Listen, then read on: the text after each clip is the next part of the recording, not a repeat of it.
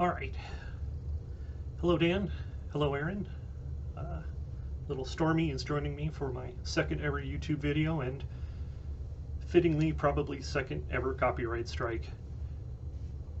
And we're going to be reading Chapter 5 of Nine Princes in Amber. Aren't we? We spent 2 evenings making our way to the pink and sable sands of the Great Sea. It was on the morning of the 3rd day that we arrived at the beach, having successfully avoided a small party the sundown before. We were loath to step out into the open until we had located the precise spot, Faella Bionin, the stairway to Rebma, and could cross quickly to it. The rising sun cast billions of bright shards into the foaming swell of the waters, and our eyes were dazzled by their dance so that we could not see beneath the surface. We had lived on fruit and water for 2 days, and I was ravenously hungry, but I forgot this as I regarded the wide, sloping Tiger Beach with its sudden twists and rises of coral, orange, pink, and red, and its abrupt caches of shells, driftwood, and small polished stones, and the sea beyond, rising and falling, splashing softly, all gold and blue and royal purple, and casting forth its life-song breezes like benedictions beneath dawn's violet skies. The mountain that faces the dawn, Kolvir, which has held Amber like a mother her child for all of time, stood perhaps 20 miles to our left, the north, and the sun covered her with gold and made rainbow the veil above the city. Random looked upon it and gnashed his teeth, then looked away. Maybe I did too. Deidre touched my hand, gestured with her head, and began to walk toward the north, parallel to the shore. Random and I followed. She had apparently spotted some landmark. We had advanced perhaps a quarter of a mile when it seemed that the earth shook lightly. Hoofbeats, hissed Random. Look, said Deidre. Her head was tilted back and she was pointing upward. My eyes followed the gesture. Overhead a hawk circled. How much farther is it? I asked. That cairn of stones, she said, and I saw it, perhaps 100 yards away, about 8 feet in height, builded of head-sized gray stones, worn by the wind, the sand, the water, standing in the shape of a truncated pyramid. The hoofbeats came louder, and then there were the notes of a horn. Not Julian's call, though. Run, said Random, and we did. After perhaps 25 paces the hawk descended. It swooped at Random, but he had his blade out and took a cut at it. Then it turned its attention to Deidre.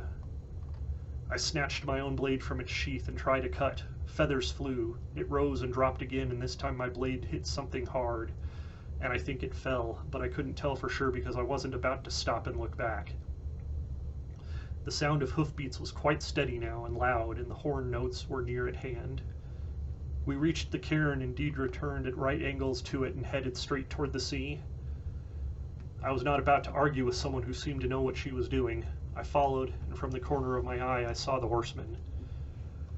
They were still off in the distance, but they were thundering along the beach, dogs barking and horns blowing, and Random and I ran like hell and waded out into the surf after our sister. We were up to our waists when Random said, "It's death if I stay and death if I go on."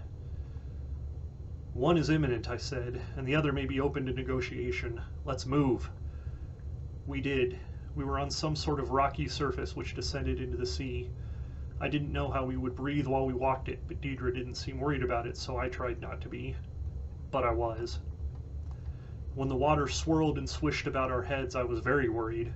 Deidre walked straight ahead, though, descending, and I followed, and Random followed.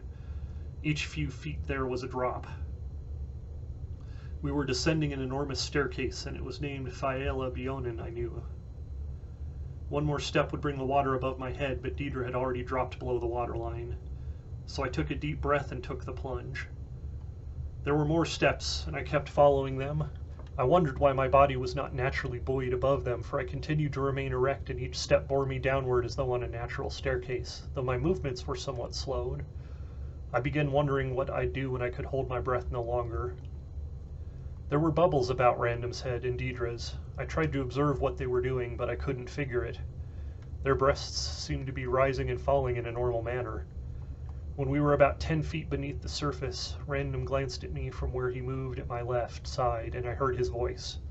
It was as though I had my ear pressed against the bottom of a bathtub, and each of his words came as the sound of someone kicking upon the side. They were clear, though. "I don't think they'll persuade the dogs to follow, even if the horses do," he said. "How are you managing to breathe?" I tried saying, and I heard my own words distantly. "Relax," he said quickly. "If you're holding your breath, let it out and don't worry. You'll be able to breathe so long as you don't venture off the stairway." "How can that be?" I asked. "If we make it, you'll know," he said, and his voice had a ringing quality to it through the cold and passing green. We were about 20 feet beneath the surface by then, and I exhaled a small amount of air and tried inhaling for perhaps a second. There was nothing disturbing about that sensation, so I protracted it. There were more bubbles, but beyond that I felt nothing uncomfortable in the transition. There was no sense of increasing pressure during the next 10 feet or so, and I could see the staircase on which we moved as though through a greenish fog. Down, down, down it led, straight, direct, and there was some kind of light coming from below us. "If we can make it through the archway, we'll be safe," said my sister. "You'll be safe," Random corrected, and I wondered what he had done to be despised in the place called Repma. "If they ride horses which have never made the journey before, then they'll have to follow on foot," said Random. "In that case, we'll make it." "So they might not follow, if that is the case," said Deidre. We hurried. By the time we were perhaps 50 feet below the surface, the waters grew quite dark and chill, but the glow before us and below us increased, and after another 10 steps I could make out the source. There was a pillar rising to the right. At its top was something globe-like and glowing. Perhaps 15 steps lower, another such formation occurred to the left. Beyond that, it seemed there was another one on the right, and so on. When we entered the vicinity of the thing, the waters grew warmer and the stairway itself became clear. It was white, shot through with pink and green, and resembled marble but was not slippery despite the water. It was perhaps 50 feet in width, and there was a wide banister of the same substance on either side. Fishes swam past us as we walked it. When I looked back over my shoulder, there seemed to be no sign of pursuit. It became brighter. We entered the vicinity of the first light, and it wasn't a globe on top of the pillar. My mind must have added that touch to the phenomenon to try to rationalize it at least a bit. It appeared to be a flame, about 2 feet in height, dancing there as atop a huge torch. I decided to ask about it later and saved my, if you'll excuse the expression, breath for the rapid descent we were making. After we had entered the alley of light and passed 6 more of the torches, Random said, "They're after us," and I looked back again and saw distant figures descending, 4 of them on horseback. It is a strange feeling to laugh underwater and hear yourself. "Let them," I said, and I touched the hilt of my blade. "For now we have made it this far, I feel a power upon me." We hurried though, and off to our left and to our right the water grew black as ink. Only the stairway was illuminated, and in our mad flight down it, and distantly I saw what appeared to be a mighty arch. Deidre was leaping down the stairs 2 at a time, and there came a vibration now from the staccato beat of the horses' hooves behind us. The band of armed men, filling the way from banister to banister, was far behind and above, but the horsemen had gained on us. We followed Deidre as she rushed downward, and my hand stayed upon my blade.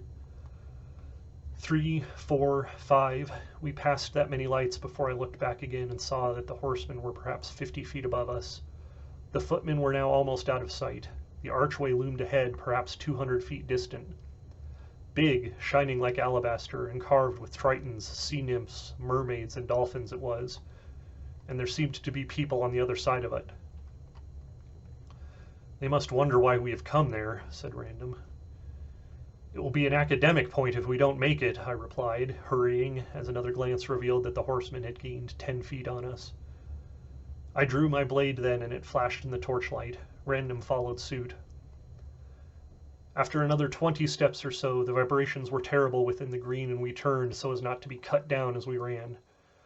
They were almost upon us. The gates lay 100 feet to our back, and it might have been 100 miles unless we could take the 4 horsemen. I crouched as the man who was headed toward me swung his blade. There was another rider to his right and slightly to his rear, so I naturally moved to his left, near to the rail. This required that he strike cross-body as he held his blade in his right hand. When he struck, I parried in quarte and riposted.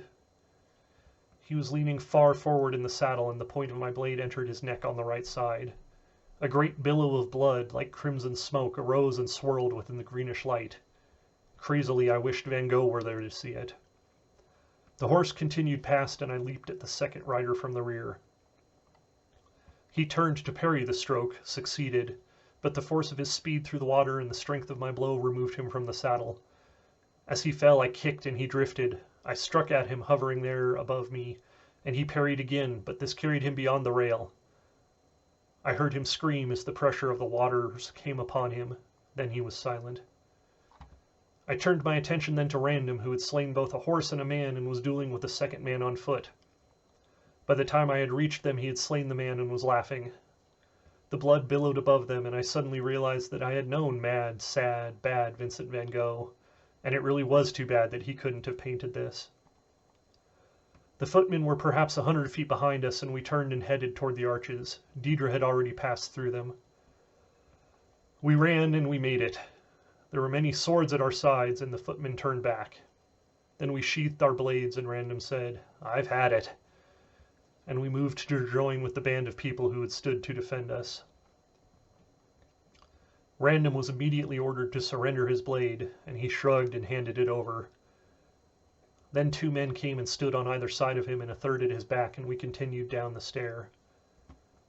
I lost all sense of time in that watery place, but I feel that we walked for somewhere between a quarter of an hour and half an hour before we reached our destination.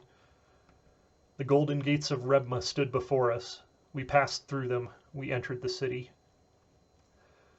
Everything was to be seen through a green haze. There were buildings, all of them fragile and most of them high, grouped in patterns and standing in colors that entered my eyes and tore through my mind, seeking after remembrance. They failed, the sole result of their digging behind the now familiar ache that accompanies the half-recalled, the unrecalled. I had walked these streets before, however, that I knew, or ones very much like them. Random had not said a single word since he had been taken into custody. Deirdre's only conversation had been to inquire after our sister Luella. She had been informed that Luella was in Rebma. I examined our escort. They were men with green hair, purple hair, and black hair, and all of them had eyes of green, save for one fellow whose were of a hazel color. All wore only scaled trunks and cloaks, cross braces on their breasts, and short swords depending from seashell belts. All were pretty much lacking in body hair. None of them spoke to me, though some stared and some glared, and I was allowed to keep my weapon. Inside the city, we were conducted up a wide avenue lighted by pillar flames set at even closer intervals than on Fiella Bionen, and people stared out at us from behind octagonal tinted windows, and bright bellied fishes swam by. That's bellied. There came a cool current like a breeze as we turned a corner, and after a few steps, a warm one like a wind. We were taken to the palace in the center of the city, and I knew it was my hand as the glove in my belt. Man, gonna try that one again. We were taken to the palace in the center of the city, and I knew it as my hand knew the glove in my belt. It was an image of the Palace of Amber, obscured only by the green and confused by the many strangely placed mirrors which had been set within its walls, inside and out. A woman sat upon the throne in the glassite room I almost recalled, and her hair was green, though streaked with silver, and her eyes were round as moons of jade, and her brows rose like the wings of olive gulls. Her mouth was small, her chin was small, her cheeks were high and wide and rounded. A circlet of white gold crossed her brow, and there was a crystal necklace about her neck. At its tip there flashed a sapphire between her sweet bare breasts, whose nipples were also a pale green. She wore scaled trunks of blue and a silver belt, and she held a scepter of pink coral in her right hand and a ring upon every finger, and each ring had a stone of a different blue within it. She did not smile as she spoke. "What seek you here, outcasts of Amber?" she asks, and her voice was a lisping, soft, flowing thing. Deirdre spoke in reply, saying, "We flee the wrath of the prince who sits in the true city, Eric. To be frank, we wish to work his downfall. If he is loved here, we are lost, and we have delivered ourselves into the hands of our enemies. But I feel he is not loved here, so we come asking aid, gentle Myra." "I will not give you troops to assault Amber," she replied. As you know, the chaos would be reflected within my own realm. That is not what we would have of you, dear Myra, Deidre continued, but only a small thing, to be achieved at no pain or cost to yourself or subjects. Name it, for as you know, Eric is almost as disliked here as this recreant who stands at your left hand. And with this she gestured at my brother, who stared at in frank and insolent appraisal, a small smile playing about the corners of his lips. If he was going to pay, whatever the price, for whatever he had done, I could see that he would pay it like a true Prince of Amber, as our 3 dead brothers had done ages ago, I suddenly recalled. He would pay it, mocking them the while, laughing through his mouth was filled with blood and the blood of his body, and as he died he would pronounce an irrevocable curse which would come to pass. I too had this power, I suddenly knew, and would use it if circumstances required its use. The thing I would ask, she said, is for my brother Corwin, who is also brother to the Lady Luella, who dwells here with you. I believe that he has never given you offense. That is true, but why does he not speak for himself? That is part of the problem, lady. He cannot, for he does not know what to ask. Much of his memory has departed from an accident which occurred when he dwelled among shadows. It is to restore his remembrance that we have come here, to bring back his recollection of the old days, that he might oppose Eric and Amber. Continue, said the woman on the throne, regarding me through the shadows of her lashes on her eyes. In a place in this building, she said, there is a room where few would go. In that room, she continued, upon the floor, traced in fiery outline, there lies a duplicate of the thing we call the pattern. Only a son of daughter of Amber's late liege may walk this pattern and live, and it gives to such a person a power over shadow. Here Myra blinked several times, and I speculated as to the number of her subjects she had sent upon that path to gain some control of this power for Rebna. Of course she had failed. To walk the pattern, Deidre went on, should, we feel, restore to Corwin his memory of himself as a Prince of Amber.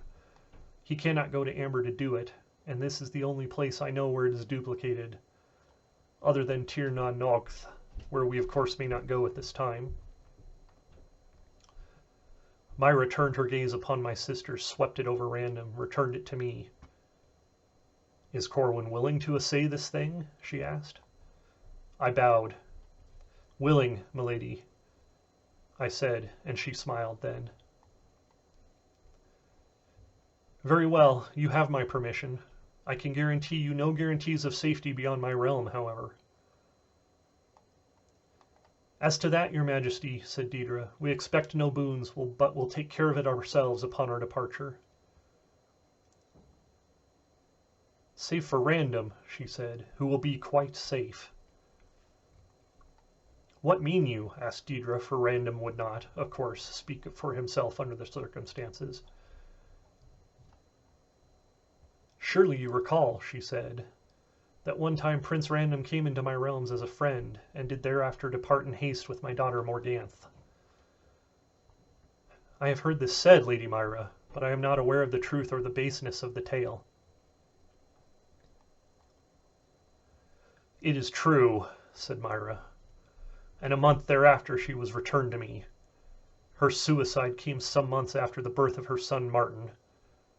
What have you to say to that, Prince Random? Nothing, said Random. When Martin came of age, said Myra, because he was of the blood of Amber, he determined to walk the pattern. He is the only one of my people to have succeeded. Thereafter he walked in shadow, and I have not seen him since. What have you to say to that, Lord Random?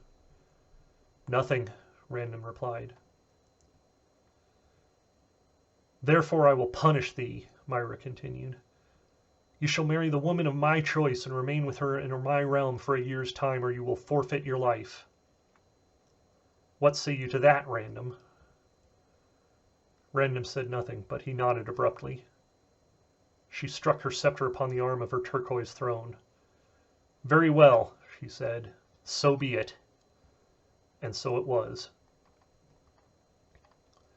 We repaired to the chamber she had granted us, there to refresh ourselves.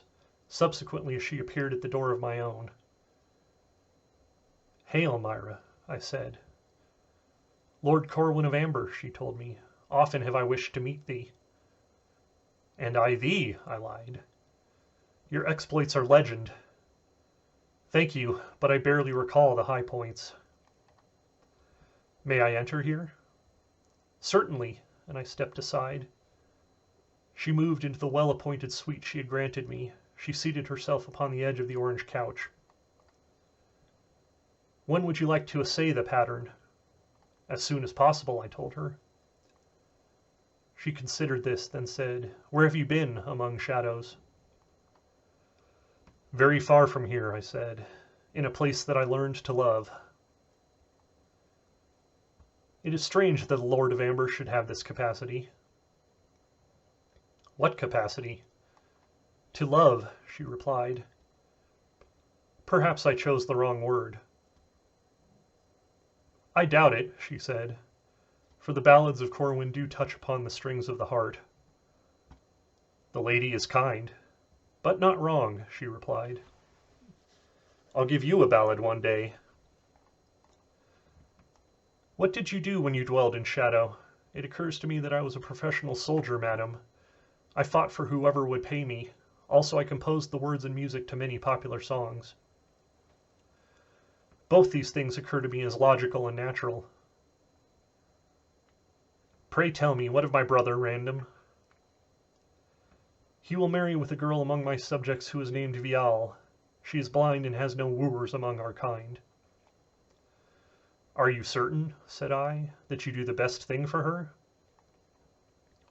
"She will obtain good status in this manner," said Myra. "Though he depart after a year and never return, for whatever else may be said of him, he is a Prince of Amber." "What if she comes to love him?" "Could anyone really do this thing?" "In my way I love him as a brother." "Then this is the first time a son of Amber has ever said such a thing, and I attribute it to your poetic temperament." "Whatever," said I, "be very sure that it is the best thing for the girl." "I have considered it," she told me, "and I am certain. She will recover from whatever pain he inflicts, and after his departure she will be a great lady of my court." "So may it be," I said, and looked away, feeling a sadness come over me. For the girl, of course. "What may I say to you?" I said. "Perhaps you do a good thing. I hope so." And I took her hand and kissed it. "You, Lord Corwin, are the only Prince of Amber I might support," she told me. "Save possibly for Benedict. He is gone these 12 years and 10, however, and Lear knows where his bones may lie. Pity." "I did not know this," I said. "My memory is so screwed up. Please bear with me. I shall miss Benedict, and he be dead. He was my master of arms and taught me of all weapons, but he was gentle." "As are you, Corwin," she told me, taking my band and drawing me toward her. All right, that's hand, and that one's not my fault. That's the ebook. "No, not really," I replied as I seated myself on the couch at her side. Then she said, "We've much time till we dine." Then she leaned against me with the front of her shoulder, which was soft. "When do we eat?" I asked. "Whenever I declare it," she said, and she faced me more fully. So I drew her upon me and found the catch to the buckle which covered the softness of her belly. There was more softness beneath, and her hair was green. Upon the couch I gave her her ballad. Her lips replied without words. After we had eaten, and I had learned the trick of eating under water, which I might detail later on if circumstances really warrant, we rose from our places within the marble high hall, decorated with nets and ropes of red and brown, and we made our way back along a narrow corridor and down, down beneath the floor of the sea itself, first by means of a spiral staircase that screwed its way through absolute darkness and glowed. After about 20 paces, my brother said, "Screw it," and dropped off the staircase and began swimming downward alongside it. "It is faster that way," said Myra. "And it is a long way down," said Deirdre, knowing the distance of the one in amber.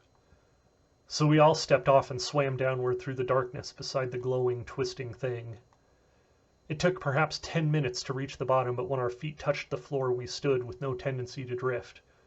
There was light about us then from a few feeble flames set within niches in the wall.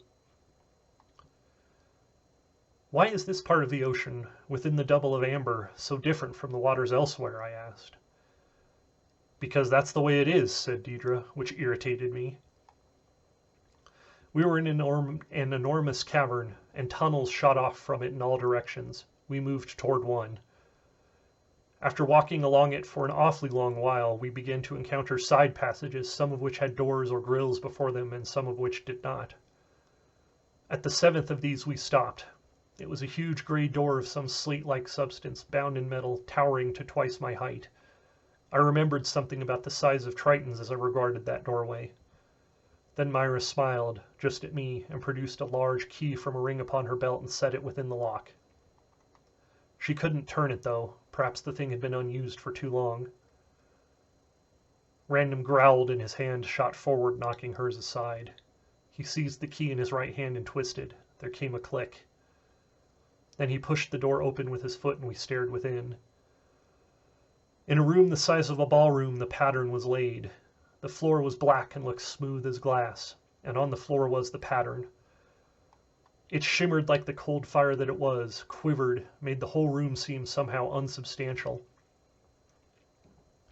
It was an elaborate tracery of bright power composed mainly of curves, though there were a few straight lines near its middle. It reminded me of a fantastically intricate life-scale version of one of those maze things you do with a pencil, or ballpoint as the case may be, to get you into or out of something. Like I could almost see the words, "Start here," somewhere way to the back. It was perhaps 100 yards across at its narrow middle, and maybe 150 feet long. It made bells ring within my head, and then came the throbbing. My mind recoiled from the touch of it. But if I were a Prince of Amber, then somewhere within my blood, my nervous system, my genes, this pattern was recorded somehow so that I would respond properly, so that I could walk the bloody thing. Sure wish I could have a cigarette, I said, and the girls giggled, though rather a little too rapidly and perhaps with a bit of a twist of the treble control. Random took my arm and said, "It's an ordeal, but it's not impossible or we wouldn't be here. Take it very slowly and don't let yourself be distracted. Don't be alarmed by the shower of sparks that will arise with each step. They can't hurt you. You'll feel a mild current passing through you the whole time, and after a while you'll start feeling high. But keep concentrating and don't forget, keep walking. Don't stop whatever you do and don't stray from the path or it'll probably kill you." And as he spoke, we walked. We walked close to the right-hand wall and rounded the pattern, heading toward its far end. The girls trailed behind us. I whispered to him, "I tried to talk her out of this thing she's planned for you. No luck." "I figured you would," he said. "Don't worry about it. I can go a year standing on my head, and they might even let me go sooner if I'm obnoxious enough." "The girl she has lined up for you is named Vial. She's blind." "Great," he said. "Great joke. Remember that regency we spoke of?" "Yeah. Be kind to her then. Stay the full year and I will be generous." Nothing. Then he squeezed my arm. "Friend of yours, huh?" He chuckled. "What's she like?" "Is it a deal?" I said, slowly. "It's a deal." Then we stood at the place where the pattern began, near to the corner of the room. I moved forward and regarded the line of inlaid fires that started near to the spot where I had placed my right foot. The pattern constituted the only illumination within the room. The waters were chill about me. I strode forward, setting my left foot upon the path. It was outlined by blue-white sparks. Then I set my right foot upon it, and I felt the current Random had mentioned. I took another step. There was a crackle, and I felt my hair beginning to rise. I took another step. Then the thing began to curve abruptly back upon itself. I took 10 more paces, and a certain resistance seemed to arise. It was as if a black barrier had grown up before me, of some substance which pushed back upon me with each effort that I made to pass forward. I fought it. It was the first veil, I suddenly knew. To get beyond it would be an achievement, a good sign, showing that I was indeed part of the pattern. Each raising and lowering of my foot suddenly required a terrible effort, and sparks shot forth from my hair. I concentrated on the fiery line. I walked it, breathing heavily. Suddenly the pressure was eased. The veil had parted before me as abruptly as it had occurred. I had passed beyond it and acquired something. I had gained a piece of myself. I saw the paper skins and the knobby stick-like bones of the dead at Auschwitz. I had been present at Nuremberg, I knew. I had heard the voice of Steven Spender reciting Vienna, and I saw Mother Courage cross the stage on the night of a Brecht premiere. I saw the rockets leap up from the stained hard places. Peenemünde, Vandenberg, Kennedy, Kizilkum in Kazakhstan, and I touched with my hands the wall of China. We were drinking beer and wine, and Jacques Spur said he was drunk and went off to puke. I entered the green forests of the Western Reserve, and I took 3 scalps one day. I hummed a tune as we marched along, and it caught on. It became Auprès d'Ama Blonde. I remembered. My life within the shadow place its inhabitants had called the Earth.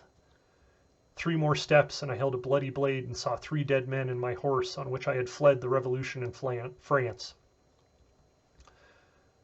And more, so much, back to... I took another step. Back to... The dead. They were all about me. There was a horrible stink, the smell of decaying flesh, and I heard the howls of a dog who was being beaten to death. Billows of black smoke filled the sky, and an icy wind swept around me, bearing a few drops of rain. My throat was parched, and my hands shook, and my head was on fire. I staggered alone, seeing everything through the haze of the fever that burned me. The gutters were filled with garbage and dead cats and the emptyings of chamber pots. With a rattle and the ringing of a bell, the death wagon thundered by, splashing me with mud and cold water. How long I wandered I do not know before a woman seized my arm and I saw a death's head ring upon her finger. She led me to her rooms, but discovered there that I had no money and was incoherent. A look of fear crossed her pained face, erasing the smile on her bright lips, and she fled, and I collapsed upon her bed. Later, again, how much later I do not know, a big man, the girl's Black Davy, came and slapped me across the face and dragged me to my feet. I seized his right biceps and hung on. He half carried, half pulled me toward the door. When I realized that he was going to cast me out into the cold, I tightened my grip to protest it. I squeezed with all my remaining strength, mumbling half-coherent pleas. Then, through sweat and tear-filled eyes, I saw his face break open, and I heard a scream come forth between his stained teeth. The bone in his arm had broken where I'd squeezed it. He pushed me away with his left hand and fell to his knees, weeping. I sat upon the floor, and my head cleared for a moment.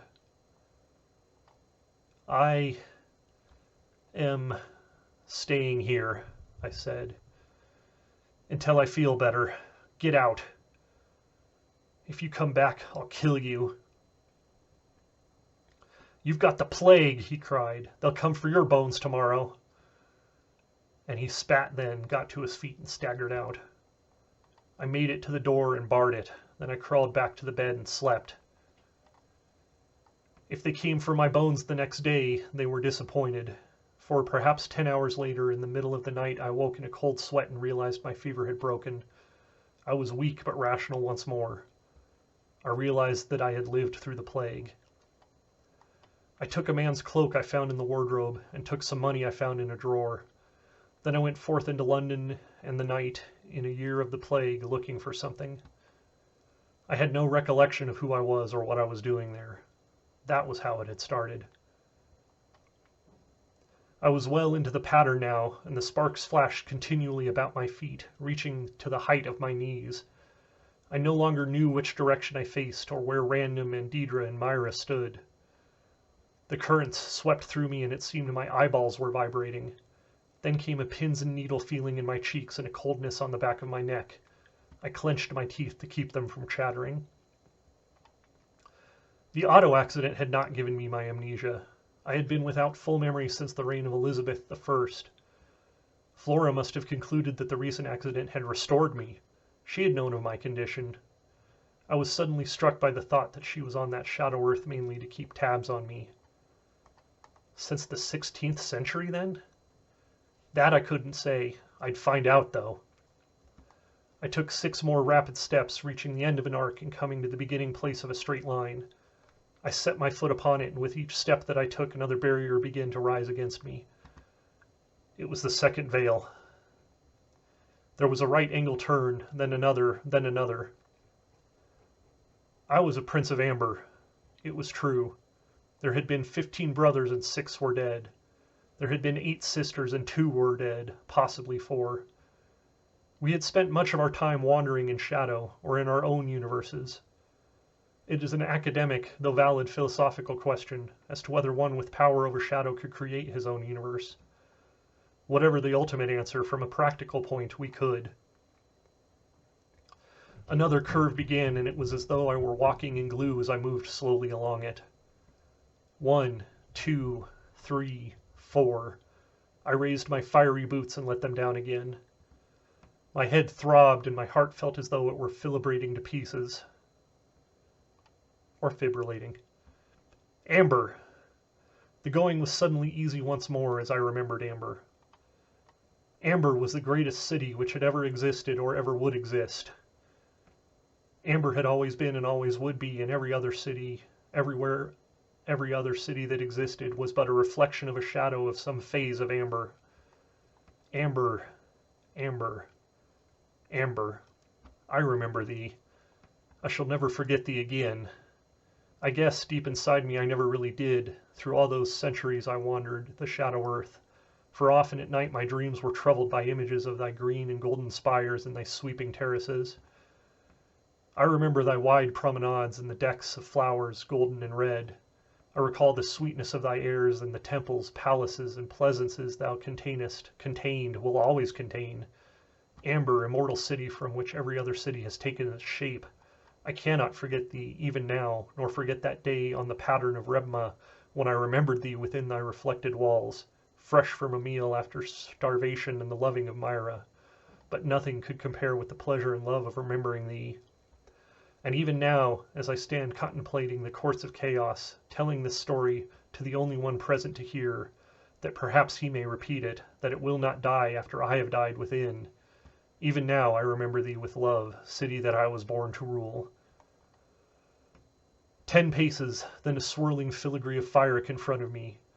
I essayed it, my sweat vanishing into the waters as fast as it sprang forth. It was tricky, so devilishly tricky, and it seemed that the waters of the room suddenly moved in great currents which threatened to sweep me from the pattern. I struggled on, resisting them. Instinctively I knew that to leave the pattern before I'd completed it would mean my death. I dared not raise my eyes from the places of light that lay before me to see how far I had come, how far I had yet to go. The currents subsided and more of my memories returned, memories of my life as a Prince of Amber. No, they are not yours for the asking, they are mine, some vicious and cruel, others perhaps noble. Memories going back to my childhood in the great palace of Amber, with the green banner of my father Oberon flaring above it, white unicorn rampant, facing to the dexter. Random had made it through the pattern, even Deidre had made it, therefore I, Corwin, would make it, no matter what the resistance. I emerged from the filigree and marched along the grand curve. The forces that shaped the universe fell upon me and beat me into their image. I had an advantage over any other person who attempted the walk, however. I knew that I had done it before, so I knew that I could do it. This helped me against the unnatural fears which rose like black clouds and were gone again, only to return, their strength redoubled.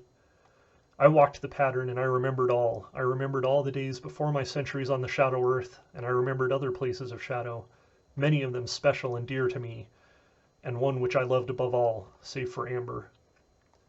I walked 3 more curves, a straight line, and a series of sharp arcs, and I held within me once again a consciousness of the things which I had never really lost. Mine was the power over shadows. 10 arcs which left me dizzy, another short arc, a straight line, and the final veil. It was agony to move. Everything tried to beat me aside. The waters were cold, then boiling. It seemed that they constantly pushed against me. I struggled, putting one foot before the other. The sparks reached as high as my waist at this point, then my breast, my shoulders. They were into my eyes. They were all about me. I could barely see the pattern itself. Then a short arc, ending in blackness. 1, 2, and to take the last step was like trying to push through a concrete wall. I did it. Then I turned slowly and looked back over the course I had come. I would not permit myself the luxury of sagging to my knees. I was a Prince of Amber, and by God, nothing could humble me in the presence of my peers, not even the pattern. I waved jauntily in what I thought was to be the right direction. Whether or not I could be made out very clearly was another matter. Then I stood there a moment and thought. I knew the power of the pattern now. Going back along it would be no trick at all. But why bother?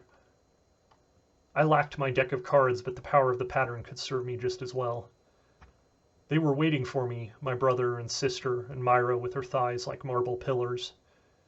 Deidre could take care of herself from here on out. After all, we'd saved her life. I didn't feel obligated to go on protecting her on a day-by-day basis. Random was stuck in Rebma for a year unless he had guts enough to leap forward and take the pattern to this still center of power and perhaps escape. And as for Myra, it had been nice knowing her, and maybe I'd see her again someday. And I'd like that. I closed my eyes and bowed my head. Before I did so, though, I saw a fleeting shadow. Random? Trying it? Whatever, he wouldn't know where I was headed. No one would. I opened my eyes and I stood in the middle of the same pattern, in reverse. I was cold, and I was damn tired, but I was in amber, in the real room of which the one I had departed was but an image. From the pattern I could transfer myself to any point I wished within amber. Getting back would be a problem, however. So I stood there and dripped and considered. If Eric had taken the royal suite, then I might find him there, or perhaps in the throne room. But then I'd have to make my own way back to the place of power. I'd have to walk the pattern again in order to reach the escape point. I transferred myself to a hiding place I knew of within the palace. It was a windowless cubicle into which some light trickled from observation slits high overhead. I bolted its one sliding panel from the inside, dusted off a wooden bench set beside the wall, spread my cloak upon it, and stretched out for a nap. If anyone came groping his way down from above, I'd hear him long before he reached me. I slept. After a while, I awakened. So I arose, dusted off my cloak, and donned it once more. Then I began to negotiate the series of pegs which laddered their way up into the palace. I knew where it was, the third floor, by the markings on the walls. I swung myself over to a small landing and searched for the peephole. I found it and gazed through. Nothing. The library was empty. So I slid back the panel and entered. Within, I was stricken by the multitudes of books. They always do that to me. I considered everything, including the display cases, and finally moved toward the place where a crystal case contained everything that led up to a family banquet. Private joke. It held 4 decks of the family cards, and I sought about for a means of obtaining one without setting off an alarm which might keep me from using it. After maybe 10 minutes, I succeeded in gimmicking the proper case. It was tricky. Then, pack in hands, I found a comfortable seat for the consideration thereof. The cards were just like Flora's, and they held us all under glass, and we were cold to the touch. Now, too, I knew why. So I shuffled and spread them all out before me in the proper manner. Then I read them and saw that bad things were in store for the entire family, and I gathered them all together then, save for one. It was the card depicting my brother Blaise. I replaced the others in their case and tucked it into my belt. Then I considered Blaise. At about that time there came a scratching in the lock of the great door to the library. What could I do? I loosened my blade in its scabbard and waited. I ducked low behind the desk, though. Peering out, I saw that it was a guy named Deke, who had obviously come to clean the place as he set out emptying the ashtrays and waste baskets and dusting the shelves. Since it would be demeaning to be discovered, I exposed myself. I rose and said, "Hello, Deke, remember me?" He turned 3 kinds of pale, half-bolted, and said, "Of course, Lord. How could I forget?" I suppose it would be possible after all this time. "Never, Lord Corwin," he replied. I suppose I'm here without official sanction and engaged in a bit of illicit research. But if Eric doesn't like it when you tell him that you saw me, please explain that I was simply exercising my rights, and he will be seeing me personally, soon. I'll do that, my lord, he said, bowing. Come sit with me a moment, friend Deke, and I'll tell you more. And he did, so I did. There was a time, I said, addressing this ancient visage, when I was considered gone for good and abandoned forever. Since I still live, however, and since I maintain all my faculties, I fear that I must dispute Eric's claim to the throne of Amber. Though it's not a thing to be settled simply, as he is not the firstborn, nor do I feel he would enjoy popular support if another were in sight. For these, among other reasons, most of them personal, I am about to oppose him. I have not yet decided how, nor upon what grounds, but by God he deserves opposition. Tell him that. If he wishes to seek me, tell him that I dwell among shadows, but different ones than before. He may know what I mean by that. I will not be easily destroyed, for I will guard myself at least as well as he does here. I will oppose him from hell to eternity, and I will not cease until one of us is dead. What say you to this, old retainer? And he took my hand and kissed it. Hail to thee, Corwin, Lord of Amber, he said, and there was a tear in his eye. Then the door cracked a crack behind him and swung open. Eric entered. Hello, said I, rising and putting a most obnoxious twang to my voice. I didn't expect to meet with you this early in the game. How go things in Amber? And his eyes were wide with amaze and his voice heavy with that which men call sarcasm, and I can't think of a better word, as he replied, Well, when it comes to things, Corwin, poorly, on other counts, however. Pity, said I, and how shall we put things aright? I know a way, he said, and then he glared at Deke, who promptly departed and closed the door behind him. I heard it snick shut. Eric loosened his blade in its scabbard. You want the throne, he said. Don't we all? I told him. I guess so, he said with a sigh. It's true, that uneasy lies the head bit. I don't know why we are driven to strive for this ridiculous position, but you must recall that I've defeated you twice, mercifully granting you your life on a shadow world that last occasion. It wasn't that merciful, I said. You knew where you left me, to die of the plague. The first time, as I remember, it was pretty much a draw. Then it is between the two of us now, Corwin, he said. I am your elder and your better. If you wish to try me at arms, I find myself suitably attired. Slay me and the throne will probably be yours. Try it. I don't think you can succeed, however, and I'd like to quit your claim right now. So come at me. Let's see what you learned on that Shadow Earth.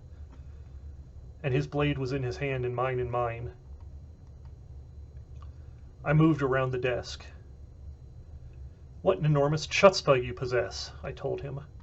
What makes you better than the rest of us and more fit to rule?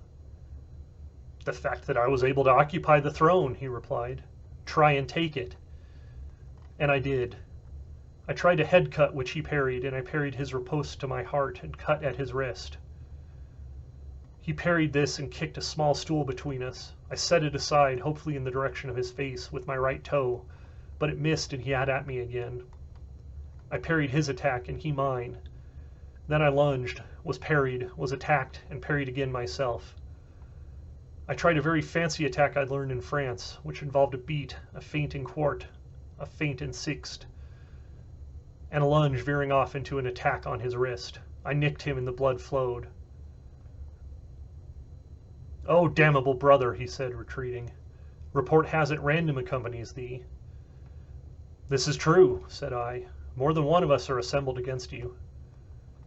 And he lunged then and beat me back, and I felt suddenly that for all my work he was still my master.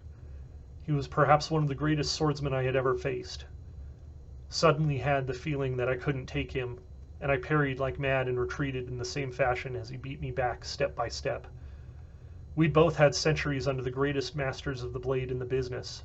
The greatest alive I knew was Brother Benedict, and he wasn't around to help one way or the other. So I snatched things off the desk with my left hand and threw them at Eric, but he dodged everything and came on strong, and I circled to his left and all like that.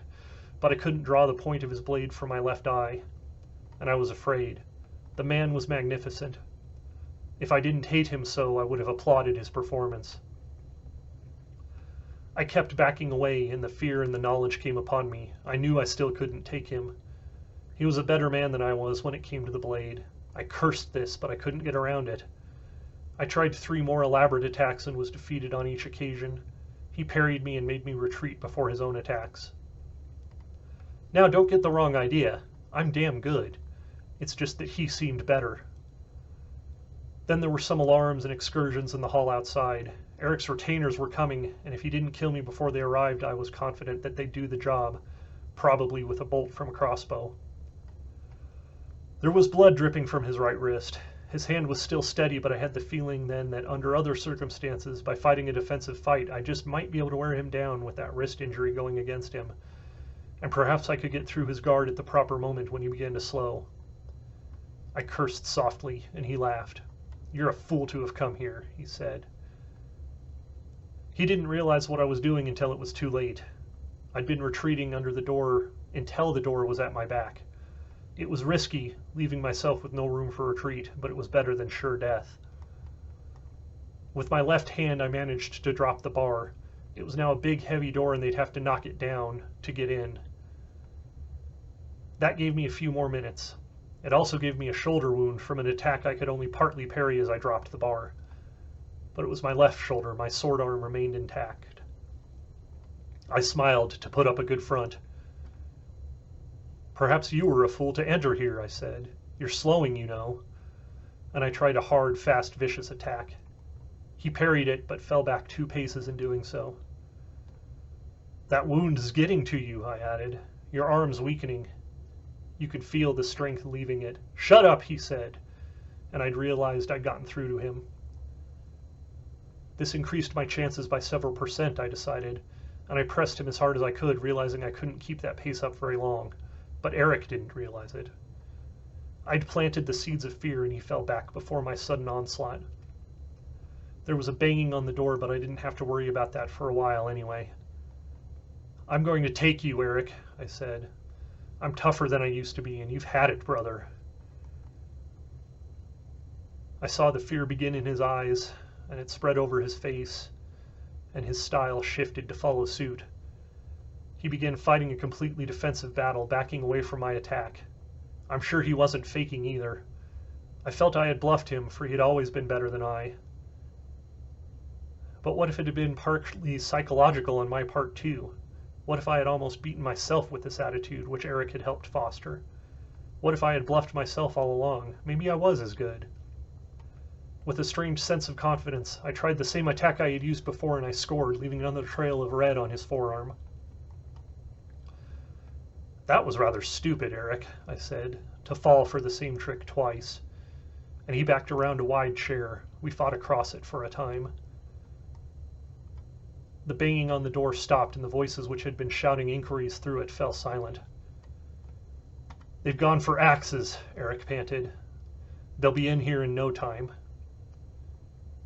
I wouldn't drop my smile. I held it and said, "It'll take a few minutes, which is more time than I'll need to finish this. You can hardly keep your guard now, and the blood keeps running. Look at it." "Shut up! By the time they get through, there will be only one prince in Amber, and it won't be you." Then, with his left arm, he swept a row of books from a shelf, and they struck me and fell about me. He didn't seize the opportunity to attack, however. He dashed across the room, picking up a small chair which he held in his left hand. He wedged himself into a corner and held the chair and his blade before him. There were rapid footsteps in the hall outside, and then axes began to ring upon the door. "Come on," he said. "Try and take me now." "You're scared," I said. He laughed. "Academic," he replied. "You can't take me before that door falls, and then it will be all over for you." I had to agree. He could hold off my blade with that setup, at least for quite a few minutes. I crossed the room quickly to the opposite wall. With my left hand, I opened the panel through which I had entered. "Okay," I said. "It looks like you're going to live for a time. You're lucky. Next time we meet, there won't be anyone to help you. He spat and called me a few traditional vile names, even putting down the chair to add an obscene gesture as I ducked through the panel and closed it behind me. There came a thunk, and 8 inches of steel gleamed on my side of the panel as I was fastening it. He had thrown his blade. Risky, if I chose to return, but he knew I wouldn't, for the door sounded about ready to fall. I descended the pegs as rapidly as I could to the place where I had slept earlier. As I did, I considered my increased skill with the blade. At first in the battle I had been awed by the man who had beaten me before. Now, though, I wondered, perhaps those centuries on the Shadow Earth were not a waste. Maybe I had actually gotten better during that time. Now I felt that I might be Eric's equal with the weapon. This made me feel good. If we met again, as I was sure we would, and there was no outside interference, who knew? I would court the chance, however. Today's encounter had scared him, I was certain. That might serve to slow his hand, to cause him necessary hesitation on the next occasion. I let go and dropped the final 15 feet, bending my knees as I landed. I was the proverbial 5 minutes ahead of the posse, but I was sure I could take advantage of it and escape, for I had the cards in my belt. I drew the card that was Blaze and stared at it. My shoulder hurt, but I forgot it as the coldness came upon me. There were 2 ways to depart directly from Amber into Shadow. One was the pattern, seldom used for this purpose. Another was the trumps, if you could trust a brother. I considered Blaze. I could almost trust him. He was my brother, but he was in trouble and could use my help. I stared at him, flame-crowned, dressed all in red and orange, with a sword in his right hand and a glass of wine in his left. The devil danced in his blue eyes, his beard blazed, and the tracery on his blade, I suddenly realized, flared with a portion of the pattern. His rings flashed, he seemed to move. The contact came like an icy wind. The figure on the card seemed life-size now and changed position into whatever stance he presently held. His eyes did not quite focus upon me and his lips moved. "Who is it?" they said, and I heard the words. "Corwin," said I, and he held forth his left hand, which no longer bore a goblet. "Then come to me, if you would." I reached forth and our fingers met. I took a step. I was still holding the card in my left hand, but Blaze and I stood together on a cliff, and there was a chasm to our side and a high fortress to our other side. The sky above us was the color of flame. "Hello, Blaze," I said, tucking the card into my belt with the others. "Thanks for the assistance." I suddenly felt weak and realized the blood was still flowing from my left shoulder. "You're wounded," he said, throwing an arm about my shoulders, and I started to nod, but fainted instead. Later that night, I sprawled in a big chair within the fortress and drank whiskey. We smoked and passed the bottle and talked. "So you were actually in Amber?" "Yes, that's right." "And you wounded Eric in your duel?" "Yes." "Damn, I wish you'd killed him." Then he reflected. "Well, maybe not. Then you'd have held the throne. I might have a better chance against Eric than I'd have had against you. I don't know. What are your plans?" I decided upon complete honesty. "We all want the throne," I said, "so there's no reason to lie to one another. I'm not about to try killing you for it, that would be foolish. But on the other hand, I'm not about to renounce my claim because I'm enjoying your hospitality. Random would like it, but he's pretty much out of the picture. No one has heard from Benedict for some time now. Gerard and Kane seem to be supporting Eric rather than promoting their own claims. The same goes for Julian. That leaves Brand and our sisters. I don't know what the hell Brand is up to these days, but I do know that Deidre is without power unless she and Luella can raise something in Rebma, and Flora is Eric's creature. I don't know what Fiona is up to." "And so that leaves us," said Blaze, pouring us each another drink. "Yes, you're right. I don't know what's going on in everyone's head right now, but I can assess our relative strengths, and I think I'm the best position. You've made a wise choice in coming to me. Support me, and I'll give you a regency." "Bless your heart," I said. "We'll see." We sipped our whiskeys. "What else is there to do?" he asked, and I realized that the question was important. "I might raise an army of my own to lay siege to Amber," I told him. Where among shadows lies your army? He inquired. That, of course, is my affair, I said. I don't think I'd oppose you.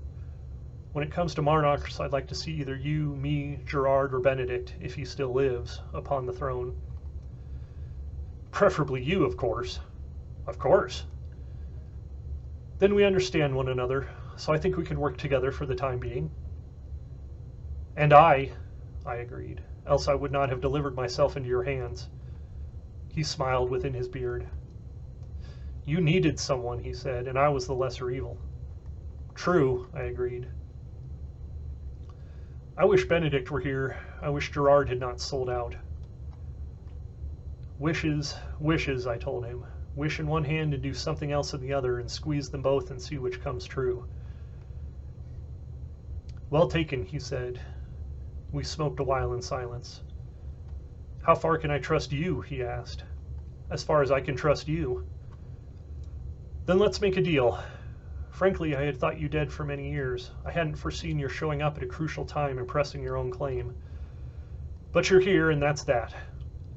Let's form an alliance, combine our forces, and lay siege to Amber. Whichever of us lives through it winds up on top. If we both do, well, hell, we can always fight a duel. I thought about it. It sounded like the best deal I'd get anywhere. So I said, I'd like to sleep on it. Tell you in the morning, okay? Okay. We finished our drinks then and fell into reminiscing. My shoulder throbbed a bit, but the whiskey helped and the salve which Blaise had supplied. After a time we were almost maudlin. It is strange, I guess, to have kin and to be without kinship.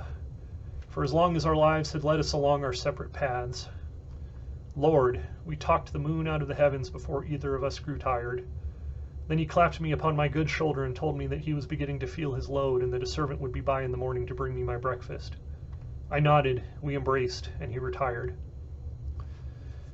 Then I moved to the window, and from that vantage I could see down far into the chasm. The campfires below burned like stars.